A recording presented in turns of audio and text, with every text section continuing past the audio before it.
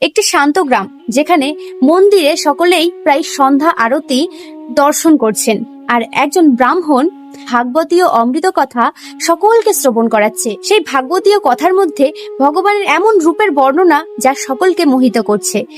সেই ভাগবতীয় কথার মধ্যে ব্রাহ্মণ ভগবানের রূপ ঠিক এইভাবে বর্ণনা করছে, যার কর্ণে রয়েছে সূর্যের মতো দীপ্ত কুণ্ডল, যার বক্ষে রয়েছে কৌস্তব মণি। তার কাছে বহু অলংকার থাকলেও সেই অলংকারের মূল্য তার কাছে কিচ্ছু না। ঠিক সেই সময় ভক্তদের মাঝে ভগবানের এই রূপের বর্ণনা শুনে একজন কুখ্যাত চোর, যে কিন্তু আদেও ভক্ত না, তার মধ্যে ভগবানের কাছে থাকা অলংকারের কথা শ্রবণ করে লালসা আরো উপচে পড়ছিল।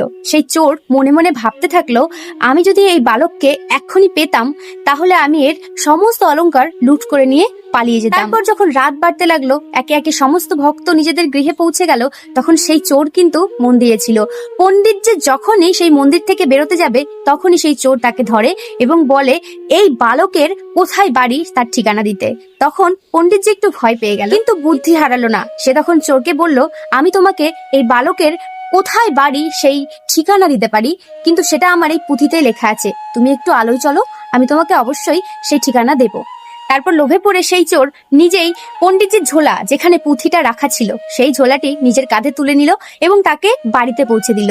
বাড়িতে প্রবেশ করার আগেই পণ্ডিতজি বলল, তুমি যে বালকের কথা আমাকে জিজ্ঞাসা করলে, সেই বালকের বাড়ি হচ্ছে বৃন্দাবন। ওর তো এই কথা শোনা মাত্রই সে একেবারে ধনের চাবিকাঠি পেয়ে গেছে, এই ভাব নিয়ে বৃন্দাবনের দিকে ছুটে পালালো।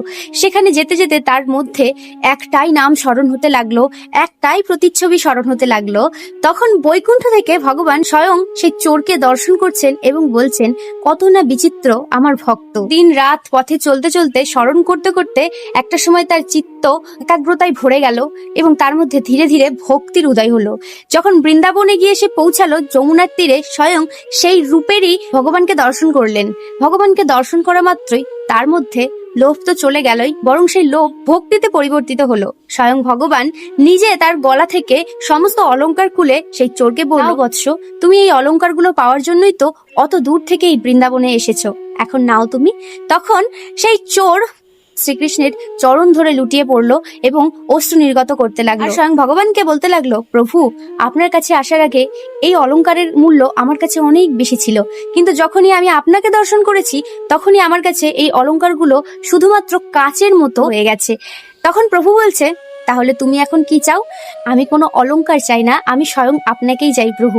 ভগবান তখন জিজ্ঞাসা করছে, আমাকে নিয়ে তুমি কোথায় রাখবে? চোর তখন ভগবানকে বলছে, প্রভু, তোমাকে এই বিশ্ব ব্রহ্মাণ্ডের মধ্যে সব থেকে নিরাপদ জায়গায় রাখার মতো স্থান আমার কাছে এই হৃদয়।